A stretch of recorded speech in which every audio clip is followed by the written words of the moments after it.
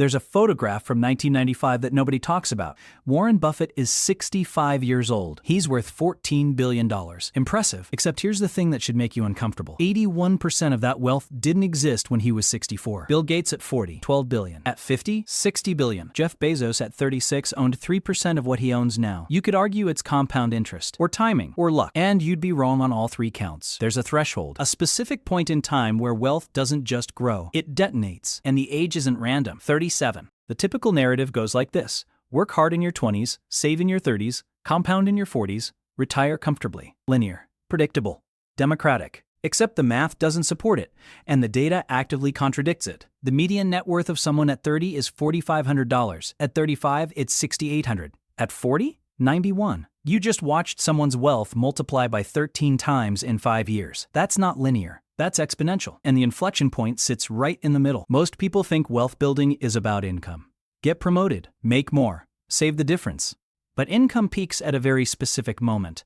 According to the Bureau of Labor Statistics, median earnings top out at age 49, which means the climb happens earlier, much earlier. And if you miss it, you don't just fall behind, you get locked out entirely. So what actually happens at 37? 3 things collide at once. And together, they create what we're calling the wealth window. First, debt clearance. The average person graduates college at 22. They carry student loans, car payments, credit card debt from trying to look like they've made it before they actually have. For 15 years, every dollar that could have been invested gets siphoned into interest payments. At 37, statistically, that debt starts disappearing. Not all of it, but enough. The average borrower pays off their student loans between age 35 and 40. Credit scores peak, access to capital opens, your cost of money drops, which means your ability to leverage money spikes. Second, career velocity. Malcolm Gladwell popularized the 10,000-hour rule. Master anything in 10,000 hours. At 40 hours a week, that's 5 years. But nobody works 40-hour weeks in their 20s. They work 50, 60. They're not paid well, but they're learning fast. By year 15 in a career, you're not just competent, you're elite. You're in rooms you weren't in before. You know people who know people. You've failed enough to know what not to do. Your earning power isn't just higher, it's compounding on itself. A lawyer at 25 makes $80,000. A lawyer at 37 makes $250. Same job, different leverage. Third, asset accumulation. This one's subtle. Most people buy their first home in their early 30s. For 5 years, they pay a mortgage that's basically rent, with extra steps. Equity builds slowly. Very slowly. But then something happens around year 7. The interest to principal ratio flips. Suddenly more of your payment goes to ownership than to the bank. Your home value climbs. You refinance. You access equity. You can borrow against it. For the first time in your life, you own something that makes you money while you sleep. And that's the mechanism almost no one explains. Let's run the numbers. 2 people, both 25, both making $60,000 a year. Both save 10%. Person A invests $6,000 a year for 12 years, stops at 37, never invests again. Person B waits, doesn't start investing until 37, then invests $6,000 a year for 28 years, stops at 65. Who ends up with more money? You'd think person B. They invested for 16 more years. They put in $168,000 compared to person A's $72,000. At a 7% return, person A ends up with $867,000. Person B ends up with $680,000. Person A wins by $200,000 despite investing less than half the money. This isn't a trick, it's compound interest. But more than that, it's timing. The years between 25 and 37 aren't just important, they're irreplaceable. But here's the part that should bother you. Most people can't invest in their 20s. They're drowning in debt, they're underpaid, they're figuring out who they are. The system is designed to extract from you during the exact years that matter most. By the time you have the capacity to build wealth, the window is closing. At 37, 2 things happen simultaneously. People who have been saving, investing, and building equity hit escape velocity. Their net worth doesn't just grow, it explodes.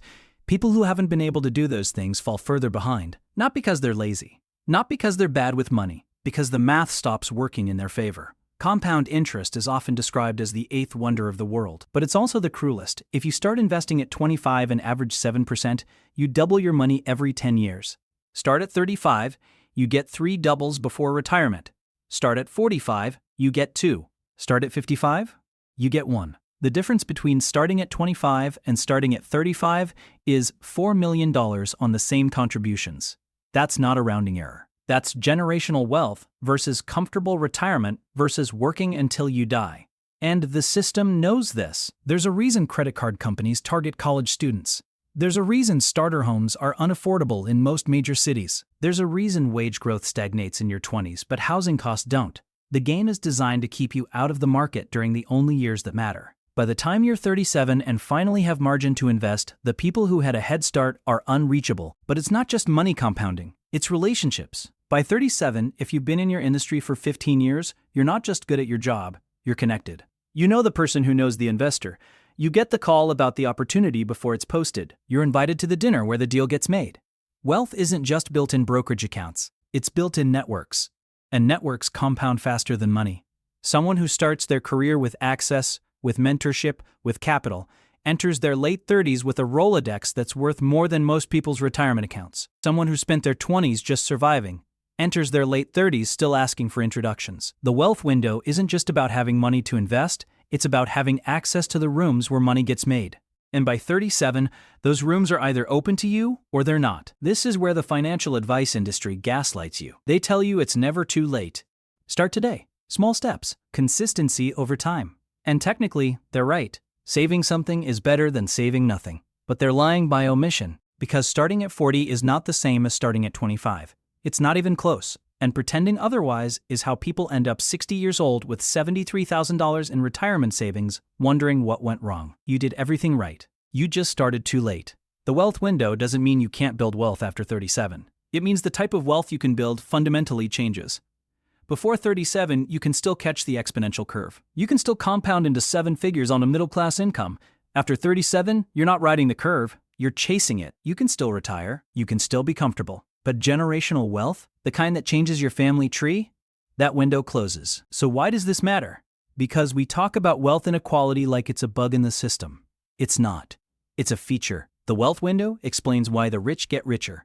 Not because they're smarter, not because they work harder, but because they enter their late 30s with momentum, and momentum in finance is everything. Someone who inherits $100,000 at 25 and invests it has $4 million at 65. Someone who earns that same $100,000 through wages at 40 and invests it has $200,000 at 65. Same discipline, same choices, 20 times less wealth. The system doesn't reward hard work. It rewards timing and access. And if you don't have both by 37, you're not playing the same game anymore. There's a Warren Buffett quote everyone loves. Someone's sitting in the shade today because someone planted a tree a long time ago. Beautiful, inspiring. True, but here's the part he doesn't say. If you didn't plant the tree before 37, you're not sitting in the shade. You're buying shade from someone who did.